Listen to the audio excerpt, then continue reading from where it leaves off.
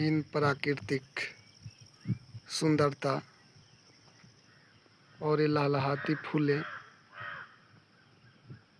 कितना सुंदर सा है नज़ारा, जो कि जीवन की कितना खुशियाँ देती है। सजावट के फूलों से इन प्राकृतिक की तुलना कभी नहीं किया जा सकता। ये दुनिया का सबसे बड़ा लेक पुलिकट लेक है, जिसमें आपको पक्षी अपना छोटा सा विहार करते हुए दिखाई दे रहे होंगे।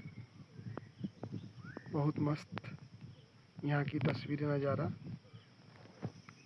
राधे राधे।